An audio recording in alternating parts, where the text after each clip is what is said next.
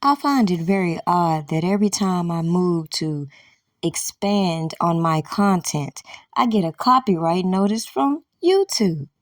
And then when I open up the video in question that's supposed to be a conspiracy, and I see all of the information that went on that was carried out on these platforms that a lot of people really want to hide, is what's really funny to me. Especially when the agenda that I'm going to hit on within this video is one and the same. Especially when certain people can come out and say somebody created a AI sex tape of them, but then when it came to R. Kelly, a lot of people wanted to keep poking and poking and poking and prying for information that has been on these platforms for decades that a lot of people decided that they would manipulate right in front of your face. And that's where I came in and decided to document everything these people put on these platforms just so I could show you the hypocrisy within this agenda of Me Too, within this agenda of protect Black women that artists like Meg Thee Stallion sensationalize. Meanwhile, we see on these platforms the same energy people have for these Black women who distrust the cops and have very valid reasons, especially when you're familiar with the undertones of these fraternal orders and the fact that there's a lot of rogue individuals who like to even play on these platforms, convince you that certain people are in cults, and ignore all of the ways they have decided to sugarcoat certain people's bad actions, and in my opinion, conspire with like-minded individuals to push certain agendas and hide the corruption. Oh yeah, stay tuned. Get the bag. Get the bag. Y'all niggas know what it is. You know we get the bag. Make sure you hit the like, share, and subscribe if you haven't already. ACP, you see this? If it ain't official Dana J, Prima Donna News, I don't even want to see it. Just take the time. Now I see a lot of people outraged as they proclaimed about what happened to Miss Sonya Massey. But the strange thing about all of this is, with the content that I've made for the so-called R. Kelly sector, my message is one and the same, especially when you have janky-ass bounty hunters, managers, people they say are holding people hostages called enablers, so-called private investigators, and all these other janky individuals who've been allowed to come on these platforms and play in your face, meanwhile missing the point that I've made.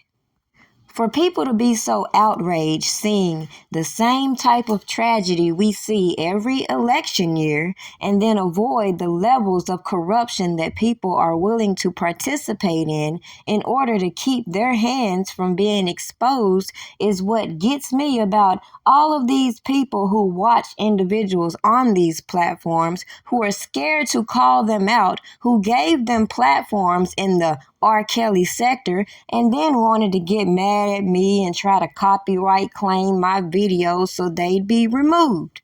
But as I told these slow people who insist upon wasting their time, my message is the same, and everybody is entitled to the same level of justice. And it's just mighty funny, depending on whether you like a person or not, you're willing to turn a blind eye to corruption and then act like you're so outraged when you see a miscarriage of justice. Now, obviously, people can get on these platforms and slander individuals all willy-nilly, but then when the truth is coming out, they want to make these bogus copyright claims as though I can't put every last video right back up and spread them all over this World Wide Web. So this is just a warning for all those people who say protect Black women, who are so outraged by what happened in this particular incident with Miss Sonya Massey, to recognize that there is a lot of government agents, a lot of rats, aka informants, and provocateurs on these platforms playing in your face, ignoring the very valid question that I asked years ago as far as these so-called accusers against Robert Kelly. And if their answer had been because of what we witnessed being played on these platforms with Miss Sonya Massey, and they said because we distrust the cops, because of this, because of that, then they would have had a little more sympathy from me. If they had been on these platforms trying to hold people accountable that they claim were covering up things for R. Kelly, then they would have had my attention. But the mere fact that all we saw was propaganda and lies that anybody could have easily researched themselves to give a clear vision of what we see playing out is why a lot of these provocateurs are a joke to me. Why a lot of these advocates claiming they're here for women's rights, they're going to vote for specific people because they're for women's rights and they're against femicide. Let me knock on wood and let you know they don't give a goddamn about no women's rights, no femicide, or none of the other shit they use to trigger an emotional response from you. Now, clearly, I'm very disturbed by the video footage we saw with Sonya Massey and these ignorant cops, and the fact that they could have did more to assist her even after treating her as they did. But the fact remains, as I told you from day one, they don't care about us. They not like us, so our Black lives don't matter to them. Make that shit make sense.